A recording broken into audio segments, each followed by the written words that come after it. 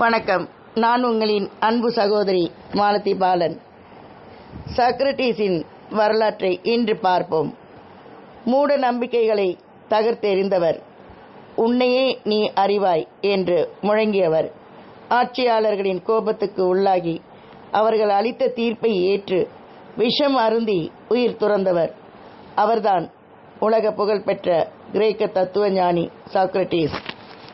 இயேசு கிறிஸ்து பிறப்பதற்கு ஏறத்தாழ 500 ஆண்டுகளுக்கு முன், அதாவது கிமு 470 ஆண்டில் கிரேக்க நாட்டின் தலைநகரான ஏதென்ஸ் நகரில் பிறந்தார். இவருடைய தந்தை ஒரு சிற்பி, தாயார் மருத்துவம் பார்ப்பவர். அக்காலத்தில் இந்த நாள் போல் முறையான கல்வி பயிற்சிக்கு இடமில்லை. எனவே சாக்ரடீஸ் சுயமாக தன் அறிவை வளர்த்து கொண்டார். வயது ஆக ஆக சாக்ரடீஸ்க்கு தன் குடும்பத்தின் வறுமை நிலை புரிந்தது. எனவே ஊர் சுற்றுவதை நிறுத்தினார். சதா சிந்தனை செய்து கொண்டிருப்பதையும் சற்றே நிறுத்தி வைத்தார். தனது தந்தைக்கு உதவியாக சிற்பத் தொழிலை செய்து வந்தார். ஆனால் அதில் போதிய வருவாய் கிடைக்கவில்லை. ஏதென்ஸ் நகரில் வாழும் ஒவ்வொரு குடும்பமும் வீட்டுக்கு ஒரு பிள்ளையை கட்டாயமாக இராணுவத்திற்கு அனுப்ப வேண்டும் என்பது சட்டம். எனவே சாக்ரடீஸ் பெற்றோர்கள் அவரை இராணுவத்தில் சேர்த்தனர்.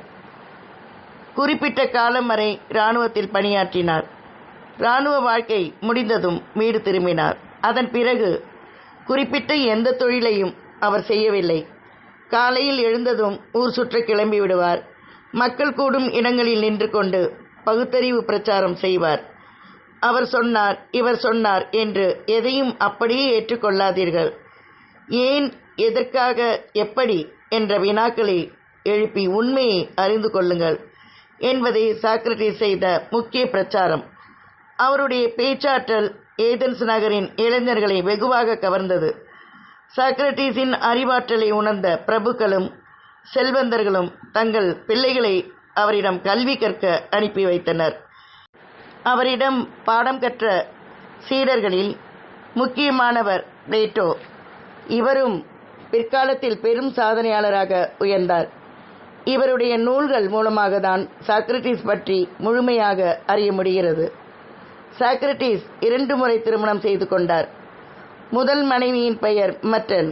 அவளுக்கு 2 ஆண் குழந்தைகள் பிறந்தன. அவள் மிக உயர்ந்த குணங்களை உள்ள பெண்மணி.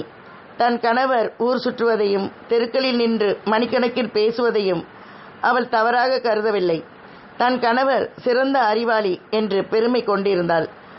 அவள் திடீரென்று ஒரு நாள் இறந்து போனாள். அதனால் சாக்ரடீஸ் பெரிதும் துயரமடைந்தார். நீண்ட நாட்கள் சோகத்துடன் இருந்த அவர் தன் குழந்தைகளை பராமரிப்பதற்காக சாந்திபி என்ற பெண்ணை 2வது திருமணம் செய்து கொண்டார். இவள் முதல் மனைவிக்கு எதிரான குணங்களை கொண்டவள். தன் கணவனின் போக்கை வெறுத்தவள். அவர் செய்த பகுத்தறிவு பிரச்சாரத்தை வெறும் வெட்டி பேச்சு என்று நினைத்தாள். அந்த மனிதன் பேசி பேசியே வாழ்நாளை வீணாக கழித்து விடுவார் என்று கேலியாக கூறுவாள். இவளுக்கும் 2 குழந்தைகள் பிறந்தன. ஒரு நாள் சாக்ரடீஸ் தன் வீட்டின் முன் நின்று பகுத்தறிவு கொள்கைகளை பற்றி தன் நண்பர்களுடன் பேசிக் கொண்டிருந்தார். அப்போது அவருடைய மனைவி அவரை அழைத்தாள். பேச்சில் மெய்மறந்து போயிருந்த சாக்ரடீஸ்க்கு மனைவி அழைத்தது கேட்கவில்லை. அவர் தொடர்ந்து பேசிக்கொண்டே இருந்தார். இதனால் அவள் ஆத்திரம் அடைந்து கணவரை கண்டபடி திட்டினாள். அப்போதும் பேச்சை அவர் நிறுத்தவில்லை. இதனால் அடக்க முடியாத கோபம் கொண்ட அவர் மனைவி ஒரு பாத்திரம் நிறைய தண்ணீரை கொண்டு வந்து அவர் தலையில் ஊற்றினாள். இந்த எதிர்பாராத சம்பவத்தால் சாக்ரடீஸ் திடுக்கிட்டார். எனினும் ஆத்திரம் அடையவில்லை. தன் நண்பரை பார்த்து, இவ்வளவு நேரம் வானம் மின்னியது, இடி இடித்தது, இப்போதுதான் மழை பெய்கிறது, அவ்வளவுதான் என்று அமைதியாக கூறினார்கள். இதன் தொடரை அடுத்த பதிவில் நான் உங்களுக்கு கூறுகிறேன். நன்றியுடன் உங்களின் அன்பு சகோதரி மாலதி பாலன்.